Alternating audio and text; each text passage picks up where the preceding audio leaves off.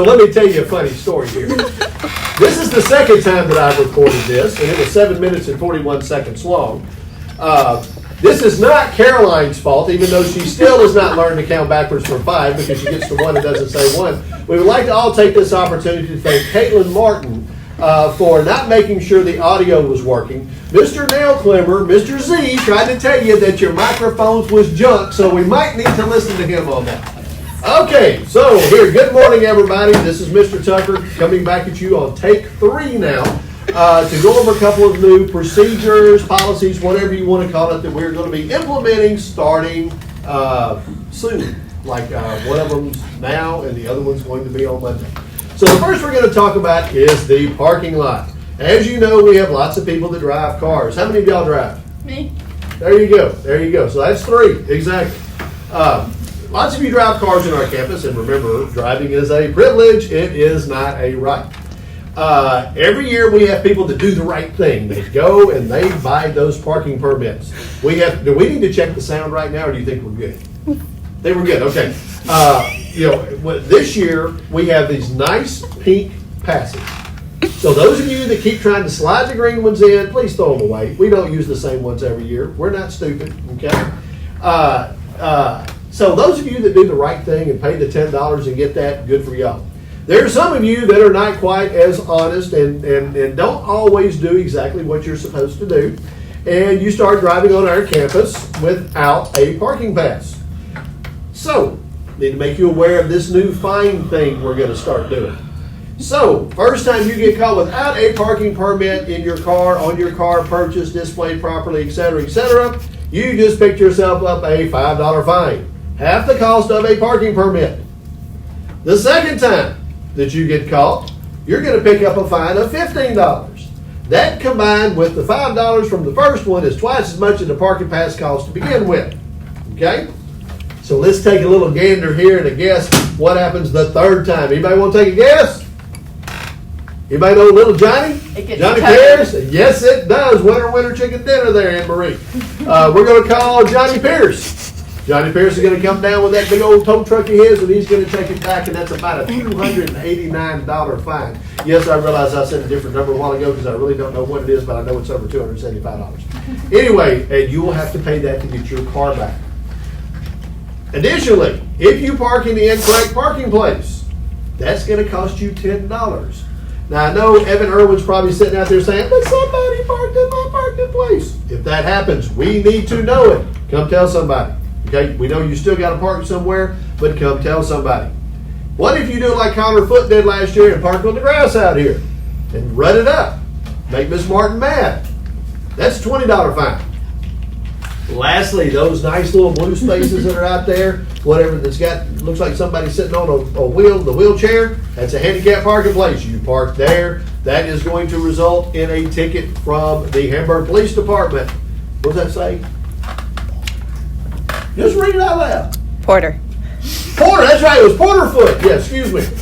I knew Miss Martin would remember that because she was angry. Yes, she was very angry. Yeah, I think she said shoot when she was talking about him. So we know that's Miss Martin angry there. Anyways, this is going to go into effect on Monday. Make sure that you do follow this. That was 25 push-ups when I talked.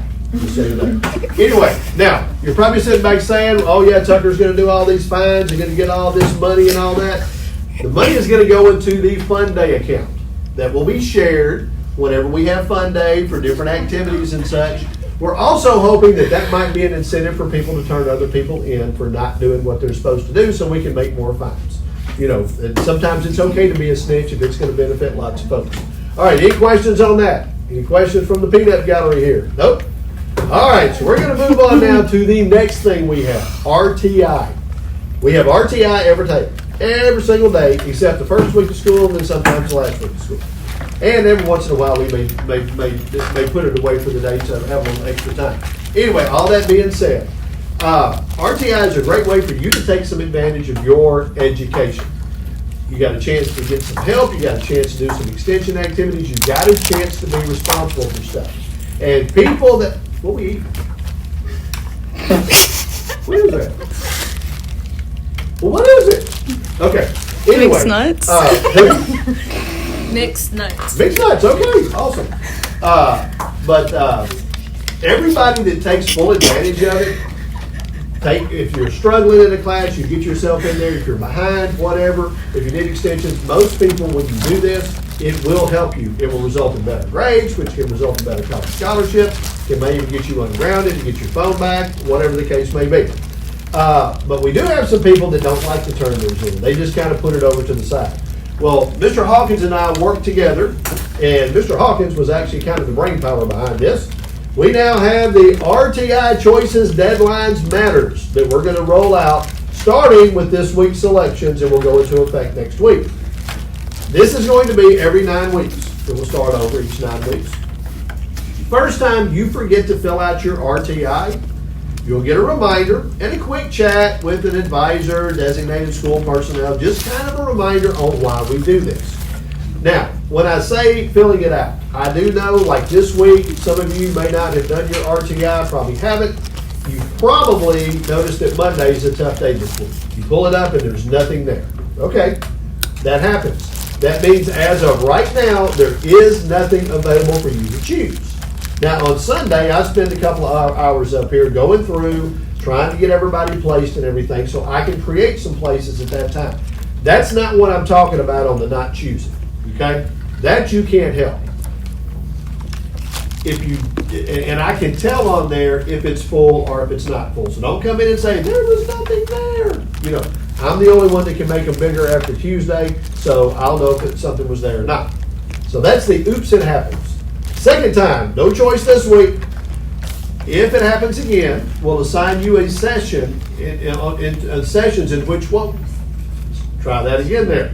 We will assign you to a session based on what you need most. Probably not going to have any extensions, okay? You're probably going to be looking at your chords a lot for that.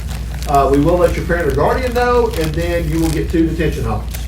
Then we move on to No Choice Plus. No choice for 2 weeks. We will place you for 2 weeks. You will meet with your advisor and designated school personnel to design a time management system. Mr. Hawkins came up with that as his trademark. And you will get 4 detention halls. If you make it to 4 times in 9 weeks of not doing it, your parent or guardian, me, you, and other folks are going to figure out what's getting in the way. Why can't you do this? You'll also get 5 days of what we're calling ISS, RTI, and lunch. That means you will be signed to ISS for 5 days during your RTI and lunchtime. Likewise, that means you become ineligible for things. Some of the sporting and clubs and groups that we have here, you get demerits for stuff for going to ISS. It also makes you have to take your semester test second semester, even if you're exempt on everything else. Honor Society can put that in jeopardy and all that. Okay? We understand this is going to happen some. Okay? It does. There are some teachers from time to time, they forget to turn theirs in. It happens. But we need you to take responsibility for this. Get what you need to be in and make the best of the time. That's 55 minutes a day that you've got to pick what it is that you can do. All righty. Anybody got any questions about this? All righty. Well, let's see. Did I forget anything? Remember, on the good side of things, after next week, then we're looking at a full Labor Day break. Hope everybody finishes strong for these first 5 weeks. Actually, y'all get a full Labor Day week, and then you get off that next Monday because that's when progress reports come out. Very good. Lots of tennis playing going on there. All right, folks, have a great week. Thanks for giving the prize your time. All right. You can stop. Today's lunch is roasted jerk chicken drumstick, seasoned corn, Caribbean coleslaw, dinner roll, island dipping sauce, classic pepperoni pizza, classic cheese pizza, Mexican pepper tomato and olive pizza, classic cheeseburger, spicy chicken sandwich, and baked mozzarella cheese sticks. And nachos. Today is National Burger Day. Maria, and I'm gonna get you to solve a riddle. Okay. What goes down whenever it comes back up? What goes down? It looks bad. A balloon. So it's like, Wait, I don't know. Okay, I'm gonna give you a riddle. The more you take, the more you leave behind. What am I? Oh yeah.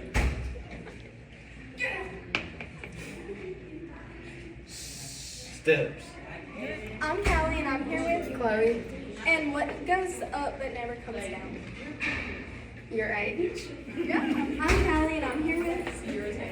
And what's always coming but never arrives?